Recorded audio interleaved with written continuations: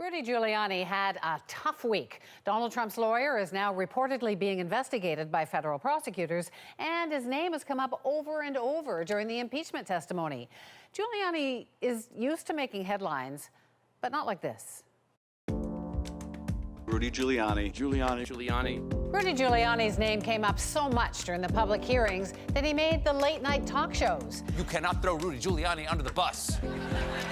He already lives under the bridge. It wasn't always like this. Giuliani used to be a top criminal prosecutor who sent corrupt people to prison. Before he was the president's fixer, we're not going to give up that part of the hope. He led New York through the attacks of 9/11. But now Mr. Law and Order is accused of helping President Trump abuse his power for personal gain. Giuliani was named 30 times by the whistleblower who first accused Trump of pressuring the Ukrainian president to open investigations into Joe Biden. So you did ask Ukraine to look into Joe Biden? Of course I did. Did you ever bother to look? Let me finish. You don't know what you're talking about, idiot. I do. The one-time king of cable news seemed to lose control of the message.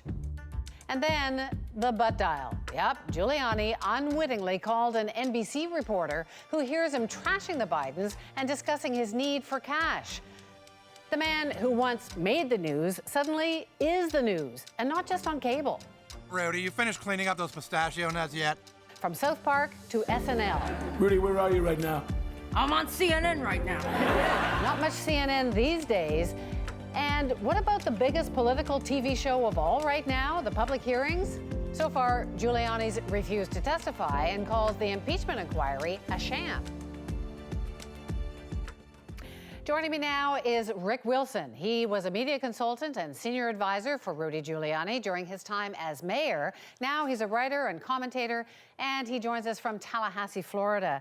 So, Rick, you are not a big Donald Trump fan. You've even written a book where you're pretty critical of him, but you were a big Rudy Giuliani fan. Now, it seems he's lost control of the message. What happened? There's a mystery around Donald Trump of how he breaks everyone into the worst parts of themselves. And it always shocks me that he's successful with doing this to almost everyone who goes into his orbit. And unfortunately for Rudy, he made a big bet on Donald Trump and is about to be thrown over the side. He thought he was going to be thought he was going to be Donald's lawyer and confidant and central player. And, you know, like everyone else around Trump, when he's done with them, he casts them off, and Rudy's about to get cast off. When you were working with him, you wrote or you said that there was almost a strategy that every day at 2 o'clock he would do something. What was his media strategy? Rudy basically was able to confront the press in New York City every day and set the political agenda. He went in there was a room in City Hall called the Blue Room where the press would assemble. Rudy would go there and he would have a press conference every day. He would take questions for between 30 and sometimes 90 minutes and just hammer away at the press. He was very confrontational sometimes. He was also in times of crisis. It sort of was a preview of what we have now in the social media and 24-hour cable news system. Rudy and Trump grew up in that system, and that desire to be in the headlines and in the center of attention was something that benefited Rudy politically and benefited Trump in terms of his media image in the city.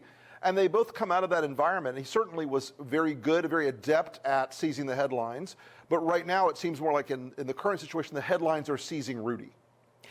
So can he still be in the news? Can he recover from this? Or if Trump does dump him, is he done? Is he off TV? Look, I think that the ecosystem that supports Trump on Fox and in talk radio and in other Trump-leaning media, I think that there's an acknowledgement among those people that Rudy's no longer benefiting the cause, which is why you're not seeing him every night on the Fox News, Tucker, Hannity, Ingraham, on the night side of Fox, which is very important to the president and very important to the media ecosystem around him. So I think the death sentence has already come down. It just hasn't been publicly announced. So can he still create headlines? Like, what does he do now? What does he do if he is tossed under the bus by the Republicans, by Trump? Well, I mean, at that point, he has two very ugly, difficult choices. He can start making some headlines that acknowledge the fact that Trump did this in Ukraine, that he directed Rudy to run a foreign policy that was meant to to manipulate and to extort the Ukrainian government into supporting Trump on a domestic political matter, which means Rudy has to basically turn on Trump. If he does that, he will command more media attention than he's ever had in his entire life. He will become the causative player in how the impeachment proceedings play out. And frankly, he has the rest of Trump's presidency in his hands if he does that. Will he do If that? he stays quiet, stays loyal, he will basically be sunk into years of litigation and probable criminal exposure. Rick Wilson, it's been great to talk to you. Thank you so much. Thanks so much. Have a great day.